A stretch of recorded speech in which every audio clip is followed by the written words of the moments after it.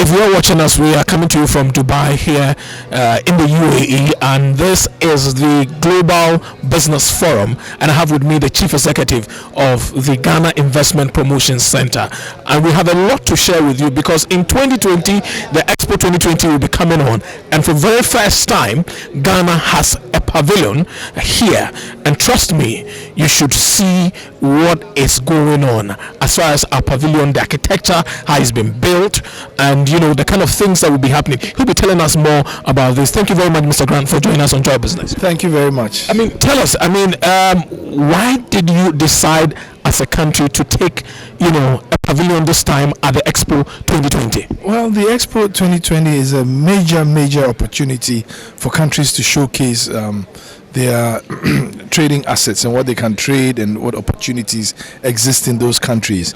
And the Expo 2020 in Dubai next year will probably be the biggest. But there's also a great focus on Africa. And as you can see, the Global Business Forum this year, the buzzword is Scale Up Africa. And there is not even a tacit, but a real recognition that the world needs to engage Africa for various reasons. By 2050, Africa will be 1/4 of the world's population. It will still have 30% of the world's remaining resources, and 60% of the world's remaining arable land. And it will be the continent with the fastest growing number of cities, but have a very interesting demography where close to 60% of the population will be less than the age of 35. So if you're a business person and you're not in Africa, then you have probably been left out of the next great opportunity in the world.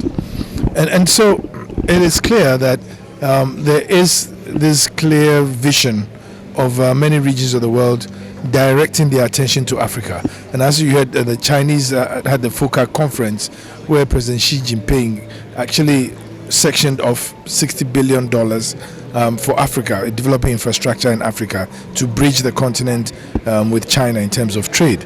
And we also know the Japanese have the TICAD.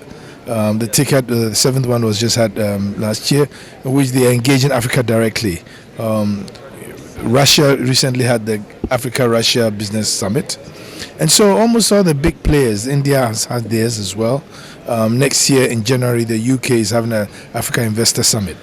So you see, every region is sadly courting Africa or trying to attract Africa. In many cases, we've had African presidents go to these places, they have a good summit, they form deals, and they come back.